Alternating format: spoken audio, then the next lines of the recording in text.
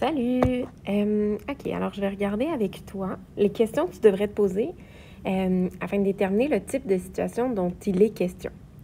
On va y aller en ordre. Je pense que j'apprécie beaucoup l'ordre des types de situations que je t'ai donné.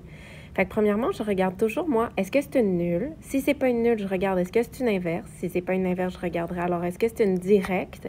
Et finalement, si c'est rien que tout ça, je me dis, ah ben c'est alors une indirecte. Je commence par la nulle.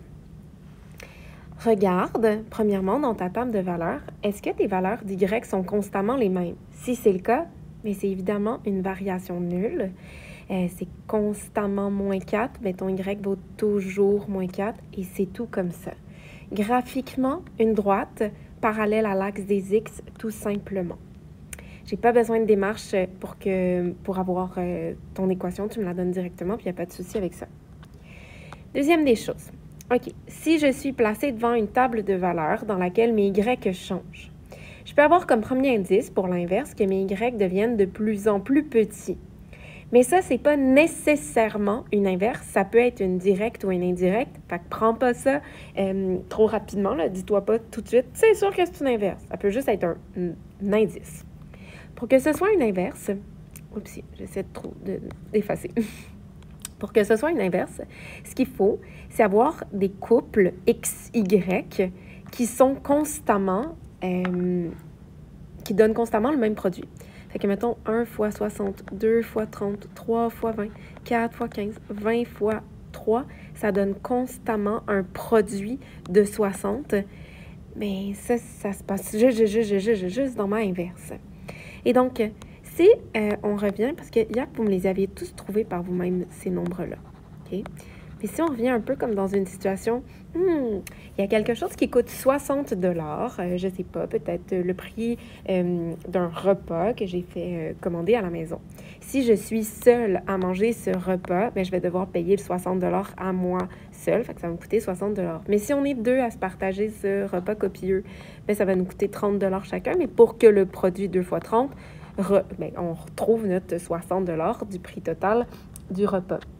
Et ainsi de suite, je peux y aller comme ça. Fait que voilà. Ce qui veut donc dire que pour trouver ces Y-là que je viens d'écrire, il faut toujours prendre notre produit constant, ce fameux 60, et le diviser par le X. 60 divisé par 1, j'ai mon 60. 60 divisé par 2, j'ai mon 30. 60 divisé par 3, j'ai mon 20, etc. Donc, tous les Y de cette situation inverse se trouvent en faisant 60 divisé par X ou de façon plus générale, le produit constant divisé par X. Il y a un autre truc que je suradore, puis moi, c'est souvent la première chose que je regarde en fait. Je t'ai parlé du produit constant, mais c'est vrai que c'est pas ça, moi, personnellement, que je regarderai en premier. Quand je suis face à une situation comme ça, dans une table de valeurs, je regarde un produit, dans le fond, une flèche multiplicative, là, pour passer d'un X à un autre. Mettons, de 1 à 2, j'ai fait x2, mais j'aurais pu aller de 2 à 4 ou de 4 à 20, peu importe. Mais je trouve un certain produit. Puis je regarde si en bas, j'ai fait l'inverse. De 4 à 20, j'ai fait x5. De 15 à 3, j'ai divisé par 5. Alors, c'est une inverse. Merveilleux. L'inverse, je m'intéresserai ici au premier cadran comme ça seulement. Elle est également possible dans le troisième cadran, mais on t'en parlera davantage en troisième secondaire. Mais ici, ma courbe, elle se rapproche de plus en plus de chacun des axes sans jamais, toutefois, y toucher. La situation directe. Alors, si je suis face à une directe, mais que je ne sais pas encore, puis que ma job, c'est justement de savoir est-ce qu'il s'agit d'une directe. Je regarde une flèche multiplicative, comme dans ma inverse. Fait que les deux, je pourrais commencer comme ça. OK, de 2 à 5, j'ai fait x5. En bas aussi, j'ai fait x5. C'est une directe. Maintenant, ça va être quoi ma régularité de cette situation directe? Dans le fond, c'est une suite arithmétique. Mais ma régularité, elle va se voir. Ça sera toujours le lien qui unit mon X à mon Y. Chaque X a été multiplié par quoi? Ici, moins 3, pour obtenir le Y. OK. Fait que si chaque X a été multiplié par moins 3 puis que j'obtenais mon Y, là, voici mon équation. Y est égal à moins 3X. Graphiquement, c'est une droite. Elle peut être croissante ou décroissante, peu importe. Elle peut avoir plusieurs inclinaisons également, mais elle passe toujours par l'origine du plan. Elle est directe. Elle passe directement par l'origine. Donc, si je fais un petit recap, je regarde. Est-ce que mes Y sont constamment les mêmes? Oui, mais c'est une nulle. Sinon, OK, mais je regarde. Un facteur multiplicatif. Si j'ai fait l'inverse en bas, c'est une fonction inverse. Trouve ton produit constant.